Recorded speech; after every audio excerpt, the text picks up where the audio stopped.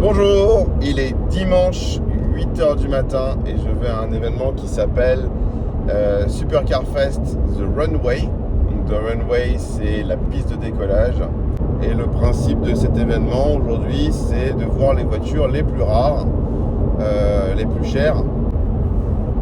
Pour le coup, j'ai pris la Mercedes pour rouler parce qu'il y en a pour une petite heure de route. Mais une fois sur place, il y a des gros bouchons. Et j'avais fait ça l'année dernière d'arriver sur place à l'aérodrome et qu'il y a énormément de bouchons. Et j'avais littéralement cuit dans le Renault Spider. Et finalement, une fois sur place, au milieu des Bugatti et des Ferrari, Lamborghini, Koenigsegg, tout ça, et bien finalement le Renault Spider, aussi rare qu'il soit, n'a pas vraiment sa place. Et je viens avec la Mercedes en tout confort.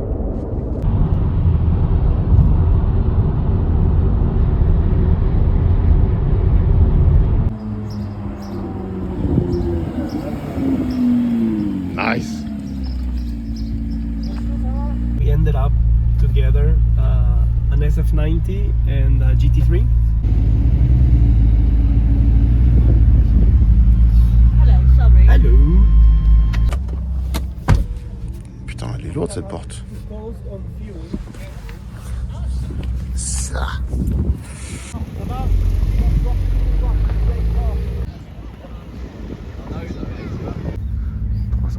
Ici. Ah. Une Regera. Alors, en plus, c'est vu qu'on vient d'arriver, il n'y a pas grand monde, donc voir une Regera comme ça, c'est fou. Enfin, je pense que ça va peut-être être ce qui aura le plus beau aujourd'hui. Cette partie vitrée avec les vitres qui viennent à fleur du pare-brise, c'est vraiment magnifique. In Swedish. Does it? Ah, donc mon pote qui est suédois, il me dit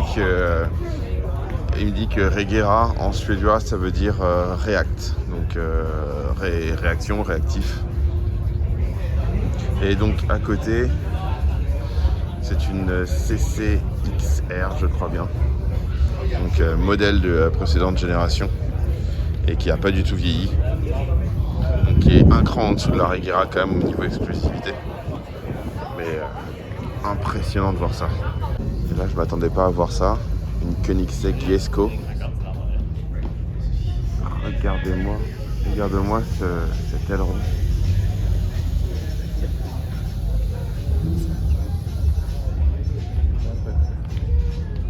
Là une autre Regera avec le pack Ghost. Je dis qu'elle a le pack Ghost parce que parce qu'on voit les petites ailettes ici, mais aussi parce que je la connais cette voiture. Je l'ai déjà vue plusieurs fois à plusieurs événements, donc je sais que la bleue et orange a le pack Ghost. Elle commence très très fort déjà. Voilà la nouvelle Revuelto. Je m'attendais à la voir quand même, mais bon, je savais pas s'il y en avait qui étaient déjà sortis à des chaînes de production et prêtes à être sur les événements. Et là, qu'est-ce qu'on voit dans le fond? Une Enzo. Là, je retrouve la Turbo S 964 avec l'intérieur rouge que j'avais vu il y a 3 semaines à Scrambon.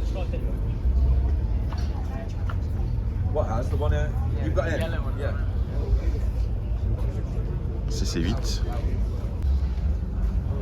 Donc Aventador SVJ 63. 63 pour rappeler l'année de création de Lamborghini. Bugatti Veyron Grand Sport. Donc Grand Sport vitesse, donc qui est la version orange et noir du cabrio le plus rapide du monde. Là c'est une pure sang des Valkyrie. Et ici la Bugatti Divo DVO1. Donc la DVO1 c'est celle qui fait tous les shows, donc elle est connue. Je crois qu'il y a la DVO1 et la DVO2 et il n'y en a eu que 25 dans le monde, donc l'une des 25 est ici. Ensuite il y a la Super Sport qui est celle qui fait le record du monde de vitesse, et Monza SP2.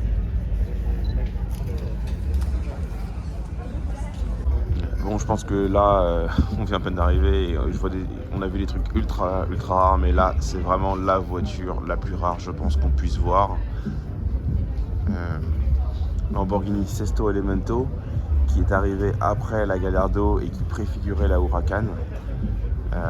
Donc Sesto Elemento, 6e élément en italien, si je ne me trompe pas. Ouais, et elle avait 1000 chevaux pour 1000 kg de mémoire. Je regarderai, mais c'était une voiture qui devait avoir un rapport poids-puissance incroyable.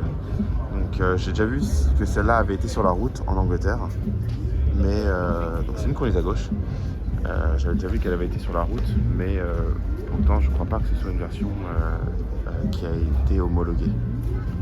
On est à Silverstone Auction qui s'appelle maintenant Iconic Auctioneers. Et ils ont un Spider à vendre. Celui-là il a 5000 miles, donc 8000 km ou 9000. Et il est à vendre entre 35 et 40, c'est le guide. Ici on dirait qu'on a une Bentley Continental Spider. Et, enfin Continental GTC je crois qu'elle s'appelle. Et vu qu'il y a un range derrière, on dirait que c'est un shooting brake. Ça fait très joli. Bon, peut-être que c'est moi qui m'emporte un peu, mais s'il y avait une Continental break, ça aurait été ça. Donc là, le truc intéressant, c'est qu'il y a cette Huracan très modifiée qui est passée. Alors au début, ça m'intéressait pas. Et en fait, si on regarde dans le détail, les roues, les extensions d'ailes et l'aileron, tout ça, ça rappelle la Countach. Et je pense que c'est un peu une sorte de tuning évocation que le gars a voulu faire. Et j'aime bien. Là, c'est à l'arrière. C'est à l'arrière, c'est franchement intéressant au niveau design. C'est dommage qu'elle soit rouge finalement. Ça aurait été bien dans un blanc nacré façon Countach pour vraiment rappeler la ligne. Je sais pas si c'est ce que le gars a voulu faire, mais en tout cas c'est ce que je vois. He lowered it. Ah, ouais, il vient de la baisser, pour pouvoir, alors j'allais dire rouler très vite sur la piste, mais en fait c'est tellement abaissé là que c'est juste pour le style, je pense. C'est beaucoup trop bas. Je pense que c'est juste pour le style.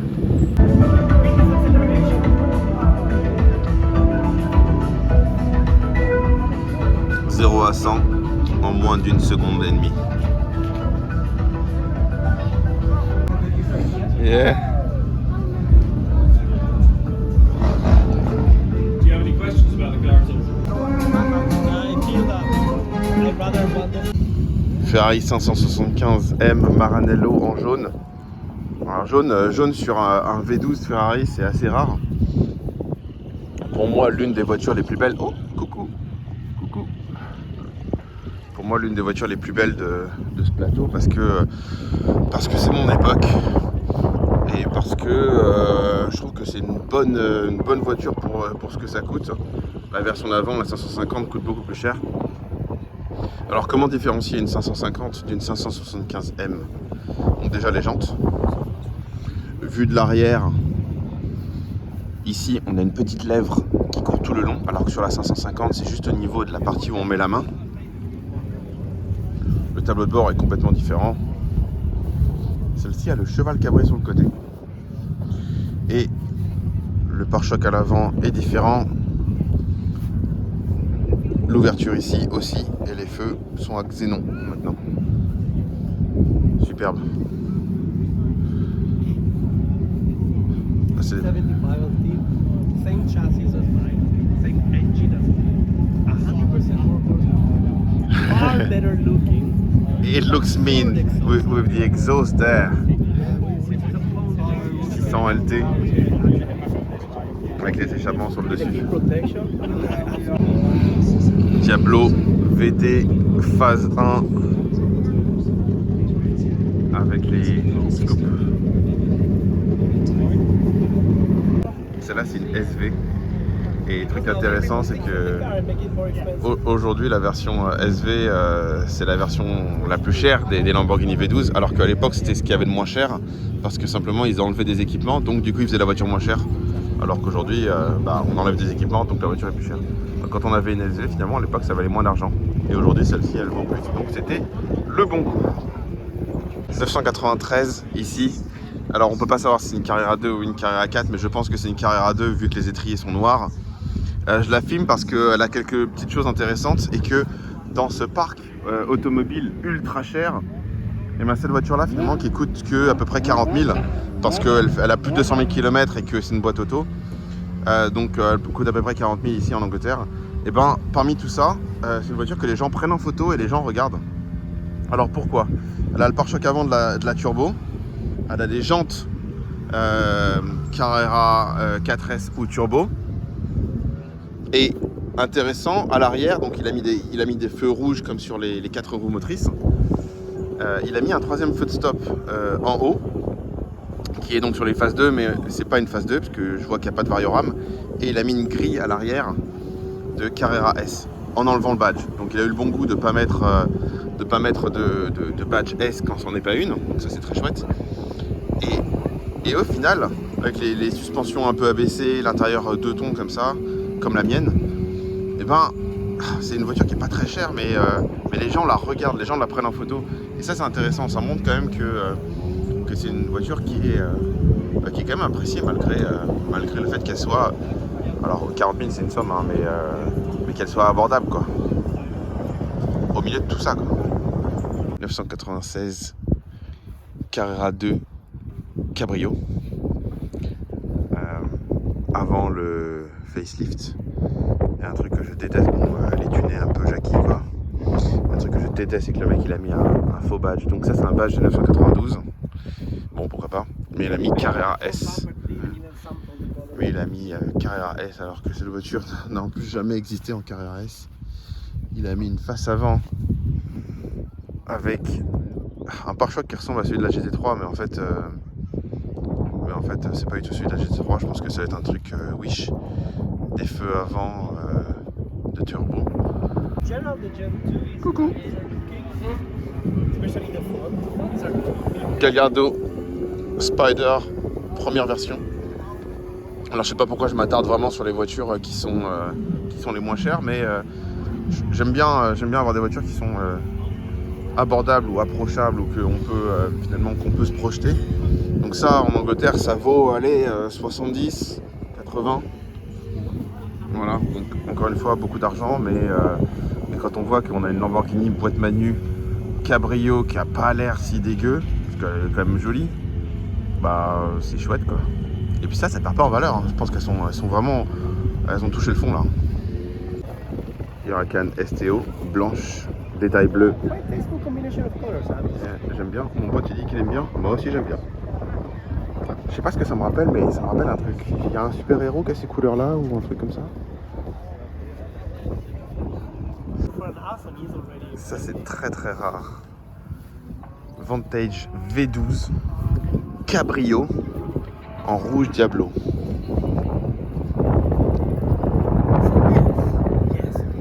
C'est très très très rare ça. Alors je suis pas fan d'Aston, mais bon, ça on en reverra pas. V12S Cabrio rouge Diablo.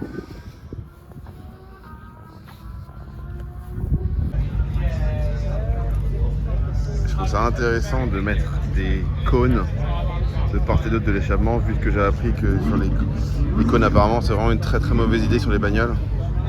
Peut-être que c'est l'une des raisons pour lesquelles il n'y a pas de pare-choc. Ici on a une 570 GT, je vais montrer la différence entre une GT et une S. Donc 570 GT avec le toit comme ça, et 570 S avec la bulle verticale.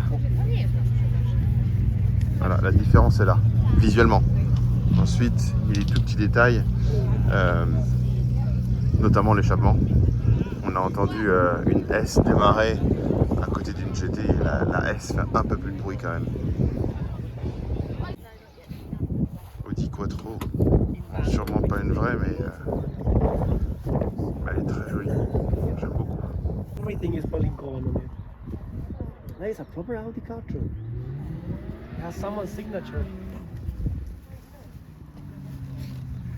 That is Stig Blomqvist's signature. Ah. You know who Stig Blomqvist is? Absolutely not. Better. Miles better. And if I had a 900 Bleu Miami. one, I would spot the taillights. I know that they are not nice. GT2 RS. But Cette F8, elle est assez chère, je pense, parce qu'elle a tous les détails en carbone. Donc pare-choc arrière en carbone, la plaque Tributo, la bulle en verre à l'arrière qui est en Lexan et tout le compartiment moteur en carbone. Celle-là, c'est une Tributo qui doit coûter la peau des fesses à la de base. Alors, il n'a pas les jantes en carbone. Je ne sais pas si c'est une option à l'époque, ça existait déjà. Je dis à l'époque comme si la voiture était vieille, mais bon, on a quelques années maintenant. Aston Martin Zagato V12 Shooting Brake. J'ai déjà vu cette voiture plusieurs fois dans le Leamington. Je sais plus combien il y en a eu dans le monde, mais il y en a eu très très peu. Et l'un des éléments marquants de cette voiture, pour moi, c'est les feux arrière. Ils sont vraiment impressionnants. So you wanted a car for IKEA and truck? Donc mon pote cherche une voiture qui soit bien pour faire pour emmener sur piste et pour aller à IKEA. Je pense que c'est la bonne voiture. Alors aussi il y a un truc avec les badges Aston Martin, le fait que le badge soit rouge, c'est les éditions très limitées du badge rouge. Je crois que de base c'est le badge noir, les V12 c'est le badge vert, un truc comme ça. Je dis n'importe quoi, mais la couleur du badge veut dire quelque chose. Et je sais que rouge c'est les éditions ultra limitées. Elle est vraiment chouette cette caisse. Donc c'est une Cadillac. Au début je pensais que c'était un frigo Smeg. Et en fait c'est une vieille Cadillac des années 50. Je saurais pas dire le modèle, mais j'aime beaucoup. Ah bah peut-être que je peux savoir le modèle. Ah non, je sais pas. J'arrive pas à lire. Non, pour ma vue n'est pas assez bonne. Ferrari Testarossa Spider du youtubeur Ratarossa qui a plein de Ferrari et qui les restaure et il garde celle-là dans un état un peu pourri mais mécaniquement apparemment très saine. Et c'est vrai que ça a un style. Et donc les Ferrari de mémoire, les Testarossa Spider n'ont jamais existé de chez Ferrari. Et il y a eu, je crois, 2 coach builders qui en ont fait, mais dans un nombre très limité, genre 5, un truc comme ça. Donc une Ferrari Testa Spider, c'est extrêmement rare parce que officiellement, ça n'a jamais existé, je crois. Une Huracan complètement modifiée, donc je sais pas si c'est une version de course, je pense que c'est une version de course. On regarde ici qu'il y a les tuyaux qui sortent, les feux arrière sont plus du tout ceux de la Huracan. Un échappement qui je pense est un Capristo du coup vu que c'est marqué. Des ailes arrière façon STO. Des vitres latérales en plastique. Un truc pour une radio, j'ai l'impression. Un radiateur complètement fou. Un arceau à l'intérieur. Même les feux avant sont plus ceux d'origine.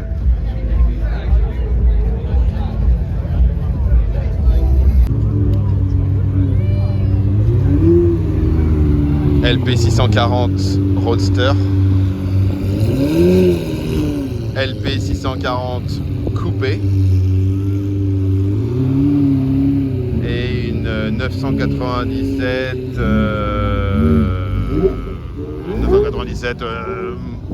modifiée. KTM Crossbow GT. Et là c'est la GT4. Donc c'est la KTM Crossbow mais version couverte maintenant. Comme ils ont chez Moteur Essence. Et donc là elle a des couvercles de des protecteurs phares. Elle a ça. Bon, elle est complètement en carbone, elle est pas peinte. J'aurais bien aimé voir une version de route.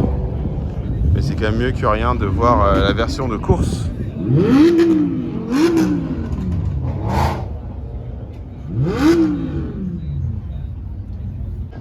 Une noble M400. On voit jamais ça en Europe. En Angleterre, il y en a quelques-uns. Ou quelques-unes, je sais pas. Et donc on peut remarquer à l'arrière des feux qui, je crois, viennent de Jaguar XJ. Et puis bon, c'est un peu... Alors c'est un constructeur en noble, hein, mais c'est un peu une voiture en kit quand même. Je sais pas du tout ce que ça vaut en termes de conduite et tout ça. Mais c'est intéressant de voir, parce que bon, des Porsche, il y en a des milliers ici. Et voilà. Ici, Aston Martin DBX 707. Et je crois que ça c'est l'édition F1, vu le code couleur quoi.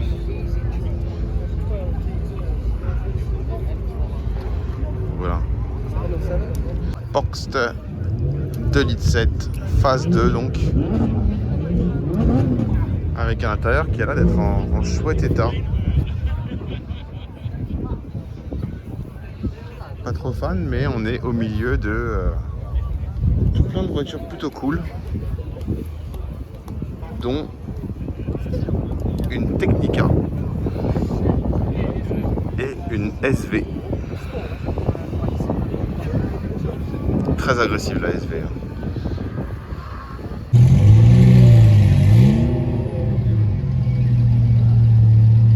Dans le fond, une Phantom Drophead avec l'intérieur blanc. C'est dommage que je ne l'ai pas vu partir avant. Huracan STO dans une couleur pas mate mais un peu perle, mais quand même très plate, avec la prise d'air sur le dessus, et puis tous ces appendices là, et STO marqué ici. J'aime beaucoup le design très extravagant avec les prises Naka là. C'est très joli. Maintenant, j'irai pas acheter ça parce que ça fait très vendeur de drogue, mais quand même impressionnante comme voiture. Ici une 720S avec des appendices de MSO, comme l'entrée ici, et ici une 765 LT.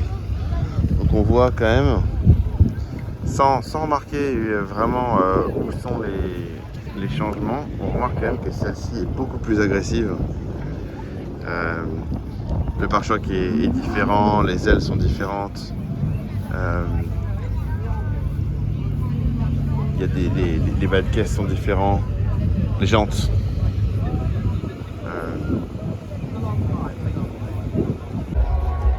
Une Sterato avec un coffre de toit peint de la même couleur. J'adore. Ça fait un peu Instagrammeur, mais j'aime beaucoup. Et ici une Senna. Bon, je sais pas comment est-ce qu'on a fait, mais on a réussi à rentrer dans la zone VIP, donc on voit tout le derrière. Voilà, j'ai tenté le coup à montrer un badge qui n'était pas du tout le bon. Donc celle-ci, c'est un cabrio.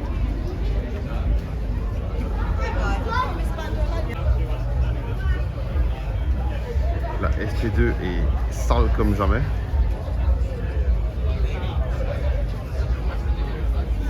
La Bugatti Veyron qui est passée à 300 miles par heure. Koenigsegg Agera RST.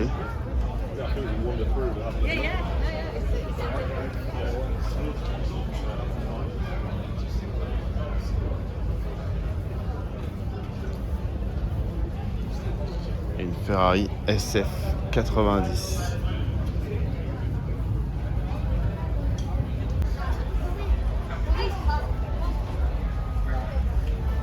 Très fan de l'intérieur. Ce petit rétro carbone là, à l'intérieur. Donc là la Divo que j'ai filmé tout à l'heure, et je me rends compte que la Divo elle a le logo SOC. Donc SOC c'est Supercar Owners Circle. C'est le club, je crois, le plus exclusif du monde sur les voitures de collection. En gros, si tu as une Bugatti normale, t'es pas le bienvenu, quoi. C'est vraiment les trucs les plus incroyables. Voilà.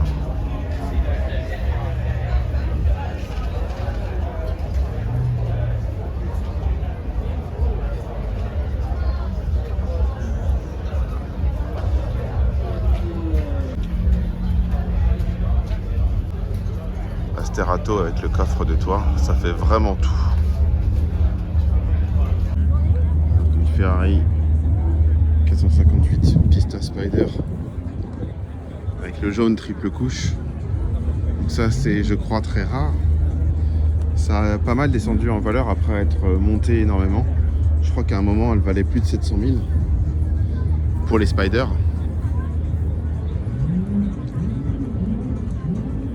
Et ici une 296 GTS.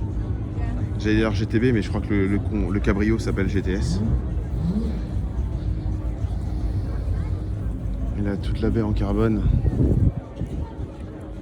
Une vraie pièce d'orfèvrerie, mais je pense qu'on peut rien faire soi-même là. D'ailleurs, il vaut mieux pas. Mais l'accessibilité au moteur est vraiment minimale. On se rend compte à quel point, par rapport à une Modena ou par rapport à une 450, par rapport à une Modena ou par rapport à une 430, à quel point le moteur il est tombé très très bas. Carbone ici, carbone là, la jupe en carbone, les ailettes en carbone. Celle-là elle est vraiment équipée de fou, quoi. Donc ici une ici une F12 TDF dans le jaune triple couche. Et là au fond, j'ai dit une connerie tout à l'heure sur la 488. La 488 Pista Spider, c'est pas celle qui était la plus chère, c'est elle, la 458 Special Spider. Parce que dernière V8 sans turbo, donc atmosphérique, à être découvrable. Donc c'est elle qui allait chercher les 700, 800 000 livres, 800 000 euros à un moment. Donc celle-ci est à vendre. J'arrive pas à voir le prix d'ici. Mais bon, en tout cas, il y a 6 chiffres. Je crois voir. Ah non, est-ce que je vois 6 chiffres? Je sais pas. Je vais essayer de me rapprocher.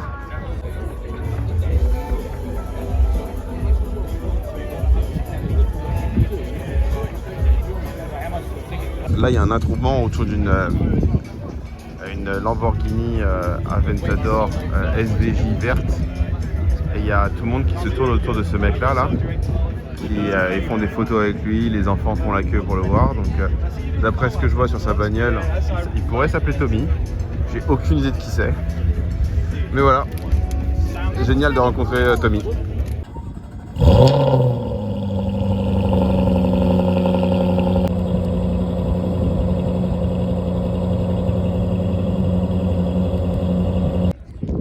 Une M5 V10 dont le propriétaire vient de rentrer et à la gueule du propriétaire bedonnant avec une chemise. Il a la tête du premier propriétaire, il n'a pas la tête du gars qui l'a acheté en 2024.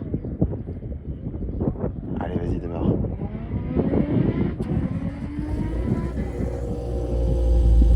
C'est tout. Pourtant c'est vrai, elle a bien les ouïes derrière.